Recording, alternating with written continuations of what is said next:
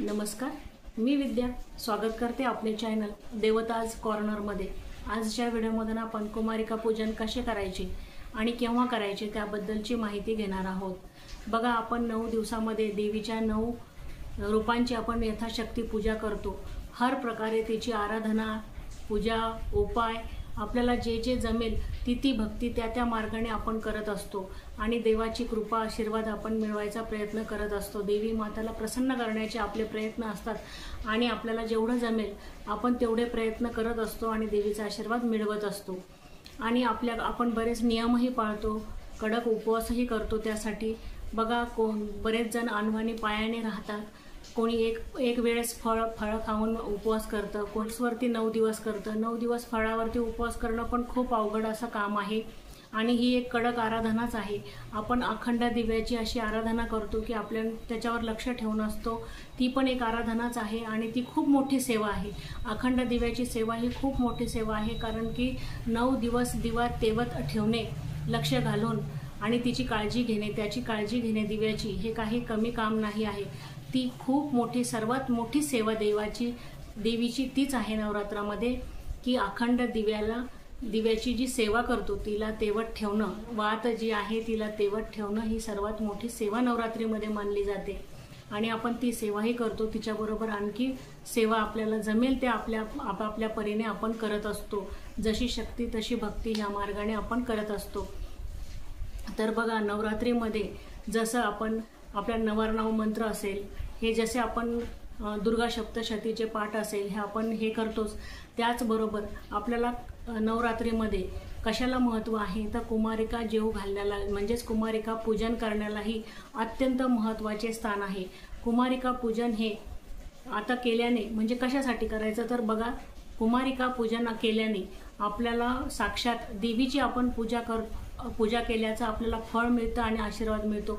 कारण कुमारिका ह्या नवदुर्गेचंच एक रूप आपण मानलेलं आहे आणि ह्या कुमारिका आता किती वर्षाच्या असल्या पाहिजे तर बघा, कुमारिका या 2 ते 10 वयोगटातील कुमारिकाच ह्या आपल्याला पूजन करायला चालतात। म्हणजे मासिक न धर्म येणाऱ्या मुली आपल्याला ह्या पूजेमध्ये चालतात आणि अशाच मुली कुमारिका म्हणून ठरवल्या जातात आणि त्यांचं पूजन ह्या नवरात्रीमध्ये केलं जातं आणि त्याला अनन्यसाधारण असं महत्त्व आहे। आता हे कुमारिका पूजन आपण कसं करायचं तर बघा, हे कुमारिका पूजन 1 ते 9 म्हणजेच 1, 3, 5, 7, 9 याप्रमाणे आपण कन्यापूजन करू शकतो। परंतु सर्वात जास्त महत्त्व जर किती आकड्याला असेल तर तुम्हाला 1 किंवा 9 तुम्ही कन्यापूजन हे शास्त्रीयदृष्ट्या योग्य आहे। तुम्ही 9, कारण की नवरात्री आपण 9 म्हणतोच, म्हणून 1 किंवा 9 तुम्ही ह्याप्रमाणे तुम्ही कन्यापूजन केलं तरी चालेल। आणि तुमची जर घरातलीच एक कन्या असेल तर तिचे पूजन करायचे का तर हो, तिचे पूजन केले तुम्ही तरी चालेल। आणि तुम्हाला जर 9 करायचे असेल तर तुम्ही बाहेरच्याही 9 आणू शकता आणि बाहेरच्या तर 9च आणावं लागेल तुम्हाला आणि त्याचं पूजन करायचं आहे। आणि 5 तुम्ही 7 ह्याप्रमाणे नाही मिळाल्या, बघा कुठे कुठे मुली नाही मिळत म्हणून आपल्याला 5 केल्या तरी चालेल। फक्त महत्त्व 9ला आणि 1 किंवा 9ला आहे आणि मग 5लाही तुम्ही केलं तरी चालेल, असं काही हरकत नाही। आणि त्यांना काय करायचं आहे तर बघा, यथाशक्ती आपल्याला त्यांना जेवण करायचं आहे। आता अष्टमीच्या नाहीतर नवमीच्या दिवशी आपल्याला कन्यापूजन करायचं आहे। आता कुणाला बघा मासिक धर्म जर आला तर अशा, आणि ज्या वर्किंग बायका असतात तर अशांनी जर नाही झालं, अष्टमी आणि नवमीला काही त्यांना प्रॉब्लेम आले तर अशा वेळेस काय करायचं, मग त्यांचं तर राहून जाईल। तर असं मनात काही आणू नका। तुमचं जर इतर वेळेस तुम्हाला जर जमत असेल, तुम्हाला माहीत असेल की माझं अष्टमी नवमीला काही प्रॉब्लेम येणार आहे, माझं कन्यापूजन होणार नाही, तर तुम्ही अगोदरही कन्यापूजन केलं आणि तरीही चालतात। बघा, मुली काही उपवास धरत नाही म्हणून अगोदरही कन्यापूजन केलं तरी तितकंच पुण्य आपल्याला मिळतं। तर आता कन्यापूजनाला आपल्याला काय जेवणाला करायचं आहे तर बघा, आपल्याला याला फक्त खीर आणि पुरी आणि जे हरभरे असतात छोटे आपल्या आकाराचे, त्या हरभऱ्याच्या भाजीला आपल्याला अत्यंत महत्त्व ह्या कन्यापूजनाच्या वेळेस असतं। तर तुम्ही कोरडी भाजी करू शकता, जर मुली खात असेल तर थोडी रशाची करू शकता, पण खीरपुरी शक्यतो कोरडी केली तर लेकरं खातात। आणि असे आपल्याला हे 3 प्रकार मुख्य करायचे आहे। जेवणामध्ये त्याला मान आहे आणि मुलींना बघा, यथाशक्ती आपल्याला तुम्हाला जे जमेल तुम्ही ते द्यायचे आहे वस्तू। परंतु तुम्ही अशा वस्तू देऊ नका की ज्या त्यांच्या काही उपयोगातच येणार नाही अशा वस्तू नका देऊ. म्हणजे अशा द्या की ते बघा, आता नटण्या मुरडण्याला तर सर्वांनाच आवडतं, ते मोठ्या बायका असो की छोट्या मुली असो. मग तुम्ही त्यांना मेकअपचं सामान जर दिलं, नेल पेंट वगैरे तरी चालतं. क्लिप देऊ शकता डोक्याच्या, तुम्ही रबर बँड देऊ शकतात वेगवेगळे डिझाईन्सचे. फक्त चॉकलेट्स वगैरे देऊ नका. आणि जे कामात येईल तुम्हाला, शालेय साहित्य दिलं तर सोन्याहून पिवळं. बघा, शालेय साहित्य जर दिलं तर अत्यंत ते उपयोगात येणार आहे आणि त्याला चांगला मानही आहे. बघा, आता लक्ष्मीबरोबर दुर्गा मातेबरोबर आपल्याला सरस्वती माताचाही आशीर्वाद लाभणार आहे विद्यार्थ्यांना. तर शालेय साहित्य दिलं तरी तुम्हाला सगळ्यात चांगलं आहे. नाही तर तुम्ही मेकअपचं सामान त्यांना क्लिप वगैरे दिलं तरी, रबर बँड तरीही चालेल. असं आपल्याला यथाशक्ती तुम्हाला जे वाटेल ते द्यायचं आहे. परंतु त्याचबरोबर एक मुख्य वस्तू तुम्हाला द्यायची आहे. बघा, श्रीफळाला ह्या सगळ्या पूजामध्ये भरपूर मान असतो. श्रीफळ आपण बघा ओटीमध्ये सगळ्यांच्या टाकायचं असेल, कोणाची ओटी भरायची असेल तर आपण अगोदर श्रीफळाला मान दिलेला असतो. सगळ्यात पूजेला श्रीफळाला जास्त मान असतो. म्हणून आपल्याला श्रीफळ, प्रत्येक मुलीला आपल्याला नारळ हे द्यायचं असतं.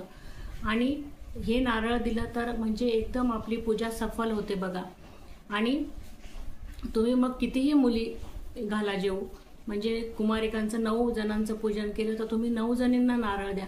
बघा, आपल्याला आता 9 कुमारिकांबरोबर किंवा 5 कुमारिका तुम्ही जेवढ्या जेव घालणार आहे त्याच्याबरोबर एक भैरव म्हणून एक मुलगा आपल्याला जेव घालायचा आहे. म्हणजे याला महत्त्वच आहे.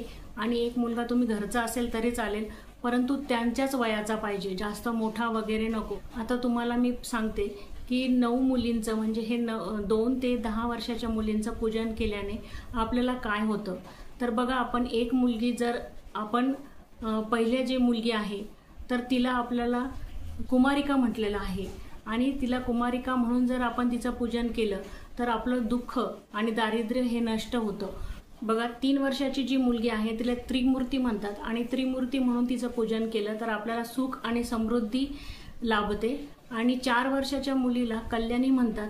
आणि कल्याणी म्हणून तिचं पूजन केलं तर आपलं सर्वांचं कल्याण होतं असं म्हटलं जातं. बघा, जी 5 वर्षाची मुलगी आहे ती रोहिणी म्हणून पूजल्या जाते आणि तिची पूजा केल्यास आपण रोगमुक्त होतो.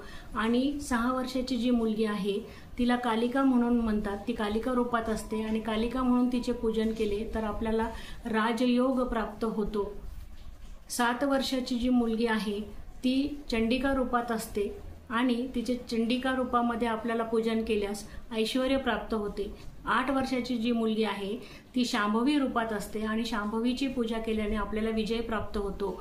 आणि 9 वर्षाची जी मुलगी आहे ती दुर्गादेवीचं रूप मानलं जातं आणि दुर्गादेवीची पूजा म्हणून केली तर आपल्याला आपल्या शत्रूंचा नाश होतो. 10 वर्षाची मुलगी ही सुभद्रा रूपात असते आणि सुभद्रा रूपामध्ये तिचं पूजन केल्याने भक्तांच्या सर्व इच्छा पूर्ण होतात. असे 2 ते 10 वर्षाच्या मुलींचे हे वैशिष्ट्य आहे. आता आपण बघणार आहोत की 1 केल्याने काय होतं, 2 मुलींचं पूजन केल्याने काय होतं, 3 मुलींचं पूजन केल्याने काय होतं. बघा, 1 कुमारिकेचं जर आपण पूजन केलं तर आपल्याला ऐश्वर्य प्राप्त होतं. 2 कुमारिकेचं जर आपण पूजन केलं तर आपल्याला मोक्ष प्राप्ती होते. आपण 3 कुमारिकेचं जर पूजन केलं तर आपल्याला धर्म काम प्राप्ती होते. आपण जर 4 कुमारिकेचं पूजन केलं तर आपल्याला राज्य प्राप्ती होते. आपण 5 कुमारिकेचं जर पूजन केलं तर आपल्याला विद्या प्राप्ती होते. 6 कुमारिकेचं जर पूजन केलं तर आपल्याला षटकर्म सिद्धी प्राप्ती होत असते. 7 मुलीचे जर पूजन केले तर आपल्याला राज्य प्राप्ती होते. आणि 8 मुलीचे जर कुमारिकेचे जर आपण पूजन केले तर आपल्याला श्रीमंती प्राप्त होते. आणि 9 कुमारिकेंचे जर आपण पूजन केले तर आपल्याला पृथ्वीचे राज्य मिळते. आणि 10वा हा मुलगा आपण भैरव म्हणून आपल्याला त्याची पूजा करायची आहे. तर अशी ही कुमारिका पूजन करायचं आहे आणि यथाशक्ती त्यांना दान द्यायचं आहे. आणि कसं करायचं आहे आता आपण हे बघितलं, त्यांचे वैशिष्ट्य तर बघितले. आता पूजन कसं करायचं आहे तर बघा, तुम्ही 1 असो, 5 असो, 9 असो, 7 असो, कुमारिकेंना तुम्ही आसन टाकायचं आहे. आसनावरती त्यांना बसवायचं आहे. एक ताट घ्यायचं आहे. ताटामध्ये सर्वांचे पाय धुवायचे आहे. आपल्याला हळदी कुंकू घ्यायचं आहे. बघा, तुम्हाला काढता आलं तर त्यांच्या पायावर स्वस्तिक काढा. नाहीतर कुठे कुठे बघा अंगठ्याला हळदी कुंकू लावतात, तुम्ही तसं लावलं तरी चालेल.